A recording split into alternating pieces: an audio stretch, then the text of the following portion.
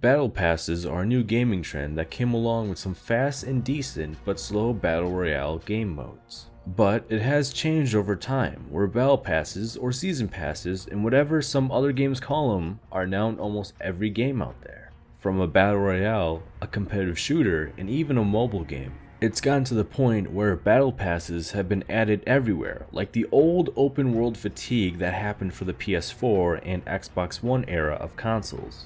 But battle passes are a lot worse. And why is that? Well, a pass is not really required, but usually recommended nowadays. Meaning sometimes, depending on the game, you'll have to pay $60 and an additional $10 on top of that. After all, for some games, they've been out for years or just happened, so you won't be able to buy it in a bundle with the game. If it's a free-to-play game, then you can pay obviously, and feel okay purchasing it. Sometimes it just comes down to the additional price, depending on the game. An example could be owning Modern Warfare back then, but then one had to buy the Battle Pass. On the other end, someone could have bought Rainbow Six Siege, then having to pay an additional $10 years later since it came out. There are even moments where passes lack the standard of today.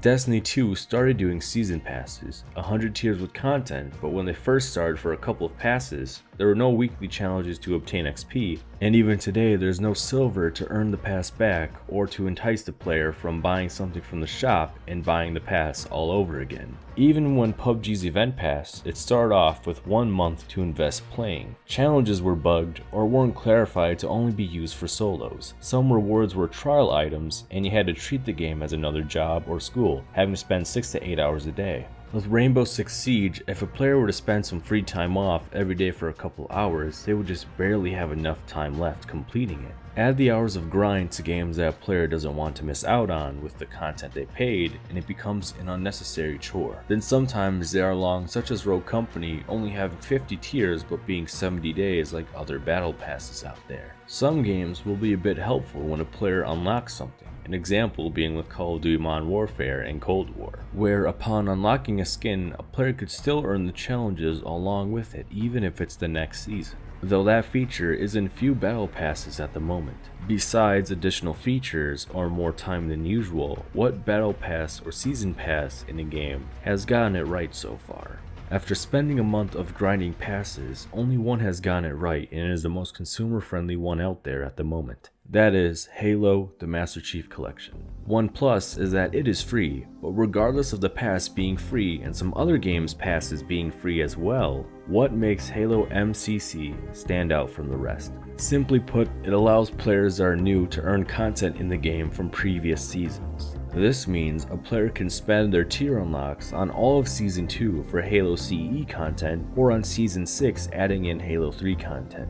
Or someone can spend it on all the seasons evenly. This engages the player to play the game at their own pace, enjoying it. It'll always be something to look positively on, since either way, when coming back, there's still a chance to earn everything that was missed out. The pass won't feel like a chore, and there'll be no dread of missing out on what someone could have earned that season, or even paid for. On the plus side, no matter what, if someone was busy that season from work, personal life struggles, or schooling, Halo can always be picked up later, and not having to stress out about being left out. When it comes to a season, event, battle pass, or whatever the pass is called, most of them sort of follow in each other's footsteps. After all, professionals have standards, and the possibility of earning money back is seen to be in most games that have a pass, or it'll be free within the game. Consumers should always expect that sooner or later for gaming studios to add the feature that was in Halo MCC. There is proof that people do want early stuff that they missed out on. From accounts being sold, owning previous seasons, to players exploiting bugs to unlock skins. There has to be some sort of implementation or rework for this to happen for games in the future, preferably, since players can relax and enjoy the game without missing out and having stress. A battle pass can be timed and rewarding, though it needs to have money spent be worth it, because it is a video game for players to spend time in, have fun, or wind down.